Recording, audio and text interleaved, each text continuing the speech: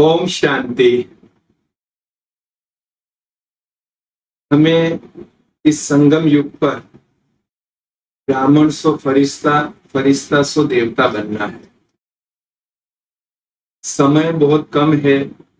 2 वर्ष का सिलेबस किसी को 5 वर्ष में, तो किसी को 10 वर्ष में, किसी को 15 वर्ष में पूरा करना है। तो ऐसा क्या शॉर्टकट है या ऐसा क्या तीव्र पुरुषार्थ है कि जिसके उपयोग से, जिस विधि को अपनाने से हम कम समय में अपने मंजिल तक पहुंच सकते हैं।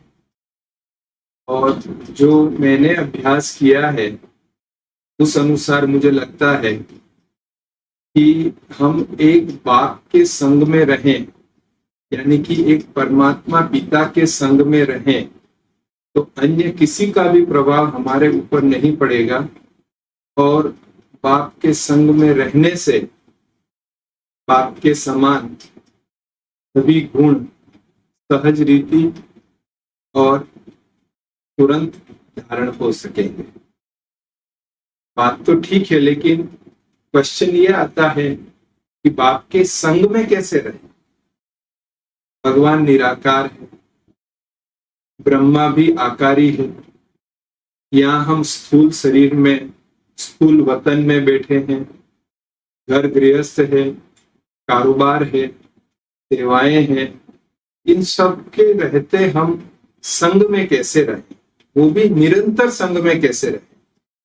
चलो स्थूल संग की बात हो तो कोई व्यक्ति हो, हम सदा उसके साथ रहें, तो वो स्थूल संग तो फिर भी थोड़ा बहुत हो जाता है। लेकिन यहाँ हम कैसे निरंतर बाप के संग में रहें, यह विधि हमें जरा जाननी सीखनी होगी। ये सत्य है, हमने समझा है कि परमात्मा ज्योति बिंदु स्वरूप, निराकार स्वरूप है और परम धाम निवासी है। तो हम आत्माएं भी तो ज्योति बिंदु स्वरूप और यहाँ भ्रिकुटी के मध्य में विराजमान है। शरीर की लिमिटेशन है कि शरीर एक समय में एक ही स्थान पर रह सकता है, पर आत्मा चूंकि ज्योति बिंदु स्वरूप है तो उसकी कोई लिमिटेशन नहीं है। वो कभी भी कहाँ भी जा सकती है और सेकंड्स में जा सकती है। तो परमात्मा शिव बाबा जो परम धाम का निवासी है, तो हम भी आत्माएं परम धाम में ही रहें।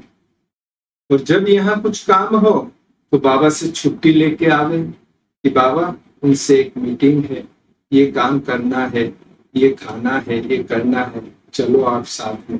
तो बाबा को लेके आवे यहाँ और फिर वापस बाबा के पास चले जावे। तो निरंतर बाबा का संग हो गया। और उसके साथ साथ सूक्ष्म वतन में जो ब्रह्मा बाबा फरिश्ता स्वरूप में है, शिव बाबा भी साथ में है।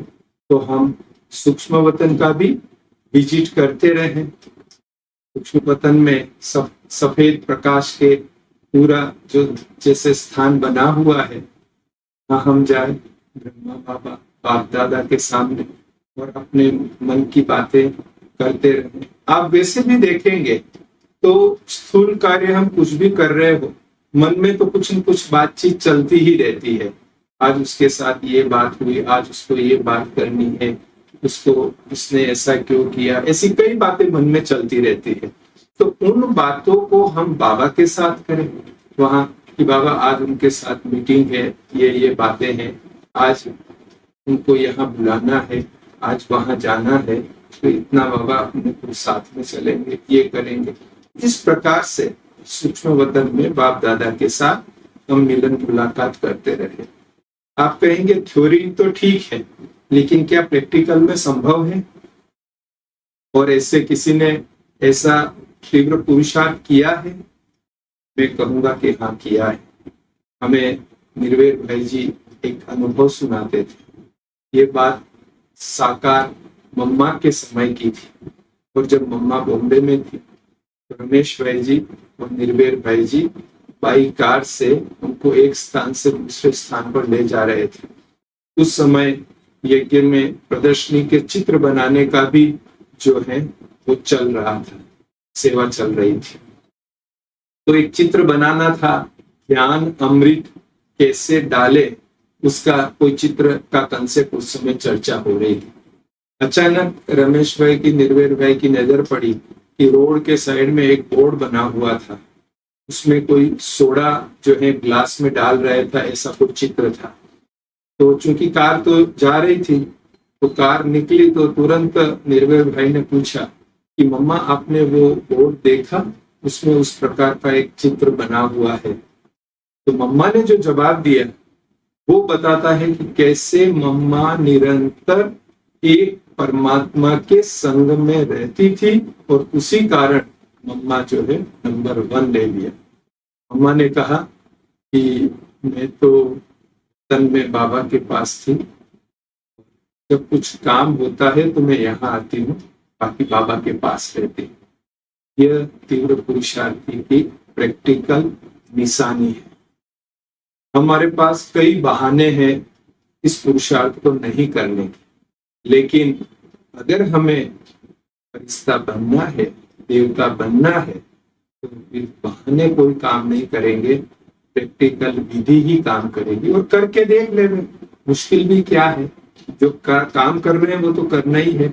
संग बाबा को रखना है और बाबा के संग में रहना है। तो जैसे ही बाबा के संग में रहेंगे तो जो बाबा प्रेम का सागर, आनंद का सागर, शांति का सागर, पवित्रता का सागर है, तो जिसके संग में रहेंगे उसका प्रभाव हमारे पर पड़ेगा और हम वो स्वरूप बन जाएंगे।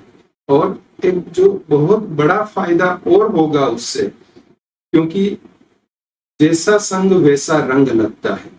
अगर हम बाबा के संग में नहीं रहे तो स्थूल रूप से या सूक्ष्म रूप से या निराकारी रूप से हम किसी अन्य के संग में रहेंगे, उनकी बातचीत हमारे मन में चलती रहेगी, तो उनका प्रभाव हमारे पर पड़ेगा। भले कोई कितना भी पॉजिटिव व्यक्ति है, फिर भी उसका प्रभाव हमारे पर नहीं पड़ना चाहिए। एक परमात्मा का ही प्रभाव पड़ेगा तो हम उस सर्वोच्च पद के लायक बनेंगे। बाकी किसी भी व्यक्ति का नेगेटिव या पॉजिटिव प्रभाव पड़ेगा तो हम उस व्यक्ति के अनुसार बनेंगे। तो ये संग का रंग ये बहुत इंपॉर्टेंट है। इसीलिए कहा गया है कि संग तारे कुसंग डूबोए। तो यहाँ हम ये एक छोटा सा अभ्यास है निरंतर परमात्मा के संग में रहने का।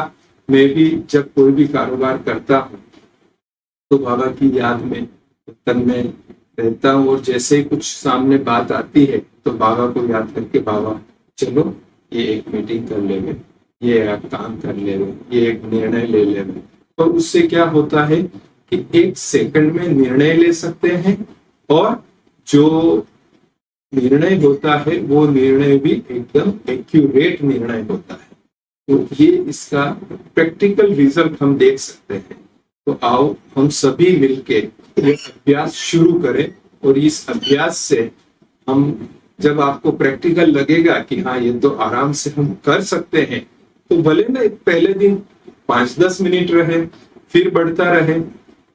एक ही साथ फर्स्ट टाइम में ही हम संपूर्ण पूरा दिन बाबा के साथ रह सकेंगे ऐसा संभव नहीं भी हो, पर उससे निराश होने की जरूरत नहीं है।